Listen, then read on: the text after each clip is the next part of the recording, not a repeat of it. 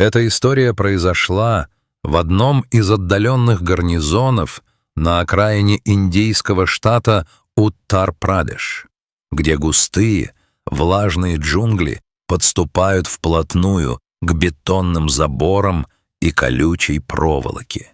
В месте, где цивилизация встречается с первобытной природой, солдаты привыкли к крикам павлинов и шороху обезьян, но то, что началось в тот знойный понедельник, выходило за рамки любого устава. Ровно в 6 часов утра, когда туман еще тяжелым одеялом лежал на кронах деревьев, из зарослей вышел он. Огромный бенгальский тигр, чья шкура казалась выкованной из меди и черненой стали, не спеша приблизился к главным воротам базы. Он не крался, не выслеживал добычу. Он шел открыто, высоко подняв голову. Остановившись в 30 метрах от КПП, зверь начал свой странный ритуал. Он ходил взад-вперед вдоль забора, методично, словно часовой на посту. Время от времени он издавал утробный, низкий рык, который заставлял вибрировать стекла в казармах и сердца молодых призывников. Для солдат, многие из которых выросли в деревнях, соседствующих с лесами, тигр был не просто животным. Это был Шер-хан, призрак джунглей, символ внезапной смерти. В курилках шепотом пересказывали истории о тиграх-людоедах, которые могли месяцами караулить жертву. «Он ищет вход», — шептал ефрейтор Радж, крепче сжимая автомат. «Он проверяет нас на прочность, ждет, когда кто-то забудет закрыть калитку или решит выйти за периметр за дровами». Страх в лагере рос с каждым днем.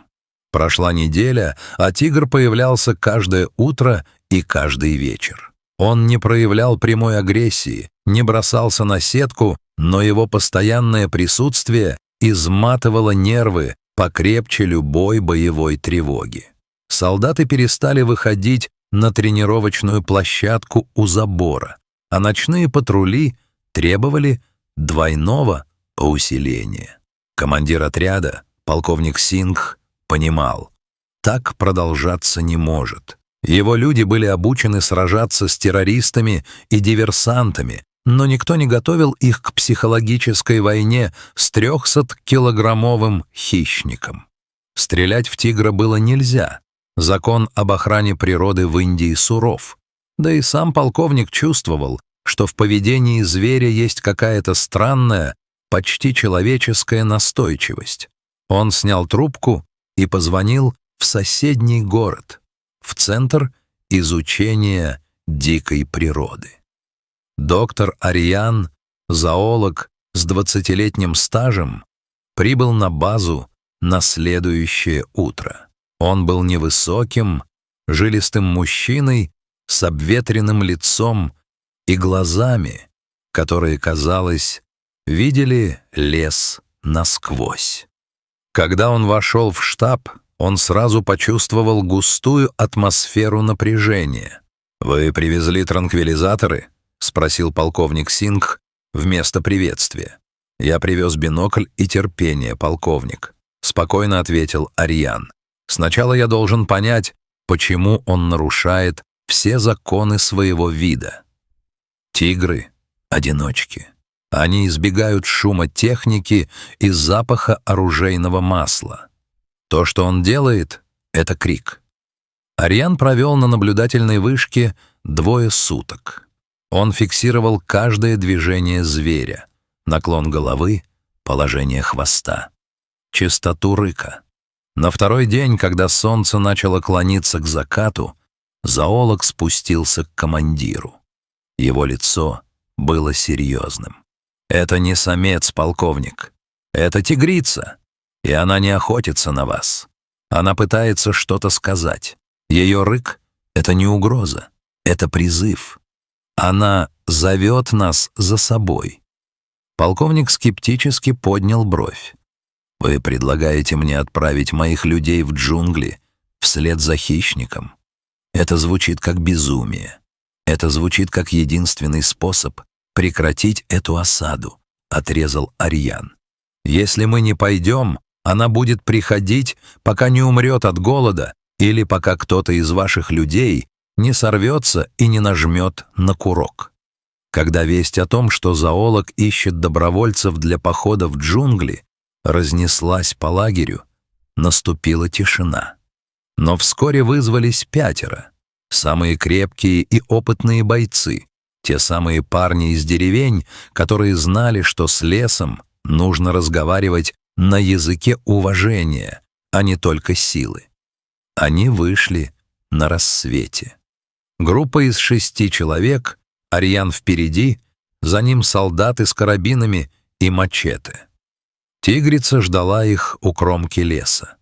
Увидев людей, она не прыгнула, а лишь коротко рыкнула и, махнув хвостом, скрылась в густых зарослях. «Держитесь вместе», — прошептал Арьян. «Не делайте резких движений. Если она обернется, остановитесь». Джунгли встретили их удушливой влажностью. Воздух был настолько густым, что его, казалось, можно было резать ножом. Солдаты обливались потом, их форма быстро промокла насквозь. Они продвигались медленно, прорубая путь через лианы и колючий кустарник. Тигрица шла впереди, метрах в 50. Она постоянно оглядывалась. Каждый раз, когда группа замедлялась из-за сложного рельефа, она останавливалась и ждала, повиливая кончиком хвоста. «Она ведет нас, как проводник ведет туристов», — пробормотал один из бойцов. «Это чертовски странно». К полудню они вышли к району, который сильно изменился после недавних муссонных дождей. Земля здесь была размыта, виднелись свежие оползни. Впереди послышался глухой, яростный шум воды. Они вышли на берег реки, которая превратилась в бурлящий поток коричневой грязи и вырванных с корнем деревьев. Следы тигрицы вели прямо к кромке воды. Она переплыла, удивился капрал. В такую-то воду? Это самоубийство. «Посмотрите туда!» Арьян указал пальцем выше по течению. На другом берегу, среди нагромождения огромных валунов и обломков скал, стояла тигрица. Она металась по узкому пятачку земли, который постепенно подмывала река. Зверь буквально выл, глядя на груду камней, перекрывшую вход в небольшую расщелину под скалистым выступом. Людям потребовалось время, чтобы найти брод. Рискуя жизнью, цепляясь за натянутые веревки, они перебрались на другой берег. Тигрица отступила на несколько метров, но не ушла. Она замерла, пристально глядя на людей. В ее глазах больше не было дикости, только застывшее отчаяние. Когда они подошли к завалу, один из солдат вдруг замер. «Слышите?» Он приложил ухо к камню.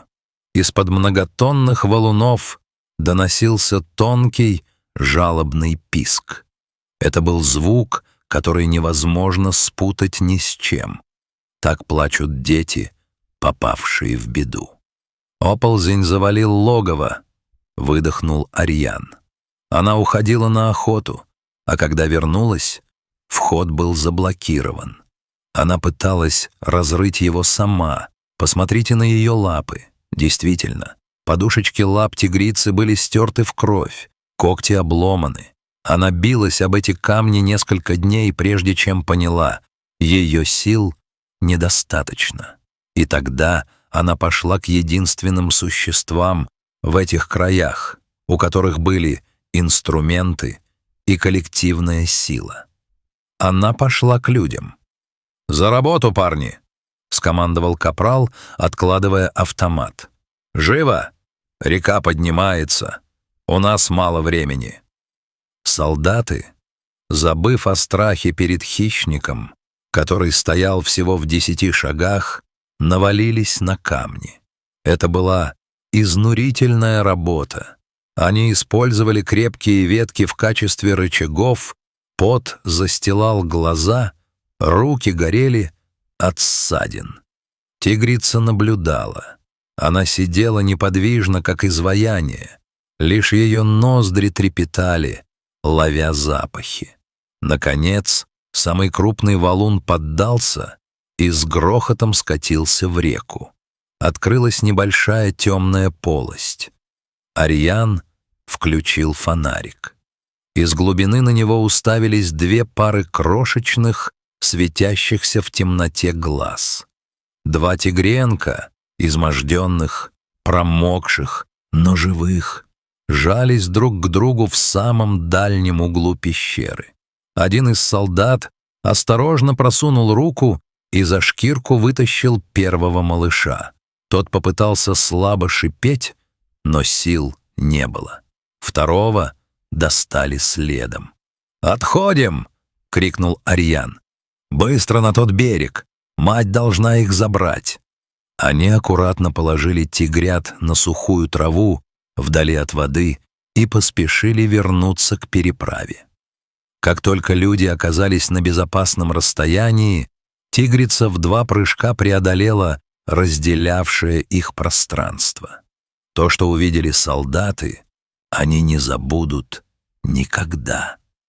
Могучая хищница, гроза джунглей, дрожала всем телом. Она принялась исступленно вылизывать своих детенышей, подталкивая их носом, проверяя, целы ли они. Малыши, почувствовав тепло матери, начали негромко урчать. Тигрица подняла голову. Она долго смотрела на людей, стоявших на другом берегу. В этом взгляде не было угрозы. Это было молчаливое признание. Затем она осторожно взяла одного тигренка в зубы, второй побрел за ней, спотыкаясь на неокрепших лапах, и они исчезли в тени великого леса. Группа вернулась в лагерь глубокой ночью. Они были измотаны, покрыты грязью и кровью, но в их глазах светился странный триумф. Полковник Сингх, выслушав отчет, долго молчал, глядя на темную стену джунглей. С того дня тигр больше никогда не появлялся у ворот базы. Страх исчез, сменившись каким-то новым, глубоким чувством родства с этим диким краем. Солдаты знали, где-то там, в глубине зелени, живет семья, которая обязана им жизнью. Друзья, если эта история тронула ваше сердце, не забудьте поставить лайк и подписаться на наш канал.